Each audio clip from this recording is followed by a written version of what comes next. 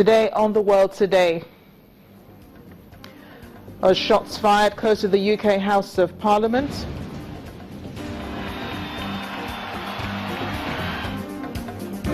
The US gives reason for imposing a new electronic ban on passenger cabins on flights into the United States. Well, that reason is not far from the same group that conducted airstrikes in a school in the Syrian city of RAQQA. Welcome, our viewers here in Nigeria and around the world. We're glad you could join us. I am Amarachi Ubani. We begin with news that broke a while ago. Witnesses, including politicians and journalists, reporting shots were fired outside of the UK House of Parliament after a car crashed into the gate. Our staff inside the Parliament were told to remain in their offices. The BBC reports that one person has been shot and it's possible several others have been wounded. For the meantime, the Westminster Underground station has been shut at the police request while they investigate the firearms incident. They've also placed the entire Westminster area on lockdown. A police officer was stabbed, we've learned. The UK House of Commons leader David Lidington says the assailant has been shot by the police. He confirmed the incident had taken place within the estate. An air ambulance is reportedly currently attempting to remove the casualties. The entry and exit points of Parliament have also been locked. No individual can enter. The police has reportedly taken over the Parliament Square. Prime Minister Theresa May, we understand, was taken to safety at the time of the incident. Police say they're treating this as a terror. US President Donald Trump has responded to the incident in the UK today, saying he's been briefed about the incident. We'll be getting more on this incident in just a bit, but let's speak to security expert Dr. Onaiyekomo, who's joining us now for the analysis. Doctor, I'm glad that you could join us on The World Today. What do you make of this incident at Westminster today? Well, we have to, it's still a little bit early to figure out what is going on. We know that one person at least has been confirmed killed, several persons injured, and we know that there appears to have been two incidents. The vehicle which plowed across the Westminster Bridge, and then the stabbing incident inside the Westminster building of the policeman, which resulted in shots fired within Parliament.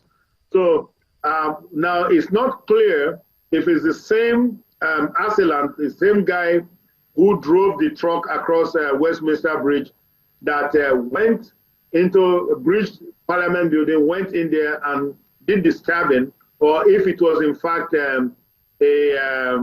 perhaps a confederate of his who did that. So that's not clear at this time. The authorities have not been able to put that composite picture together.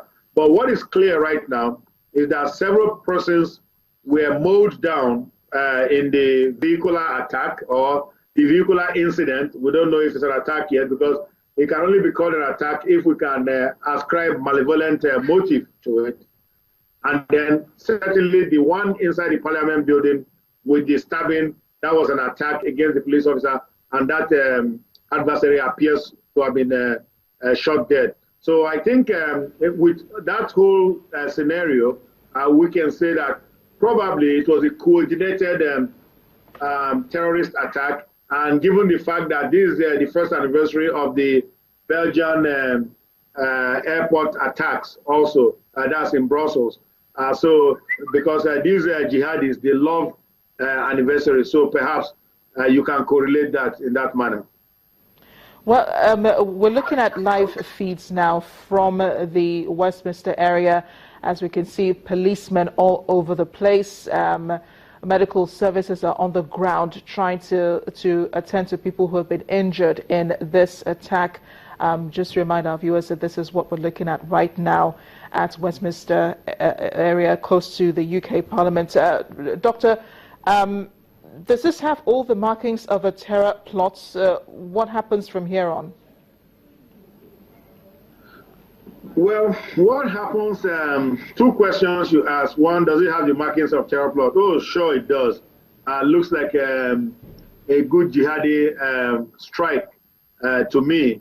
Again, like I said, the anniversary of the Brussels attack, and then and London has been on notice for quite a while that it was going to get hit.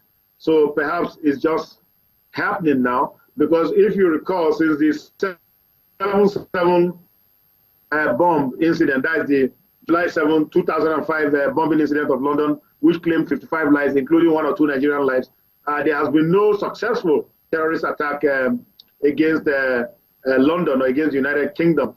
So and of course, they have been, not for lack of trying, the jihadis have tried several times, but they've been always nipped in the bud, these attacks or these plots.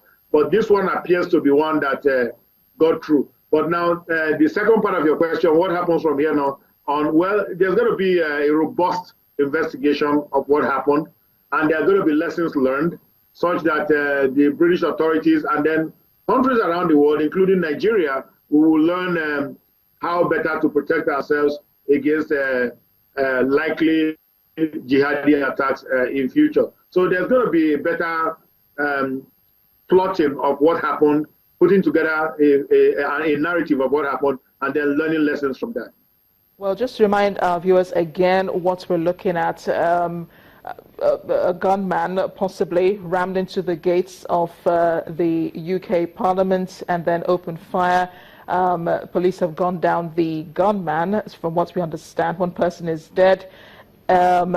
Medical services are there taking care of people, but the police have the place on lockdown and are already treating this as a terror incident. As Dr. Komu said, the UK has been on notice for a while that it may be the target of a terror plot. Today, it's happening on the day the Brussels attack happened a year ago, when 32 people were killed and more than 320 others were injured. Dr. Komu was talking about that just a while ago. Dr. Komu, glad you're still with us.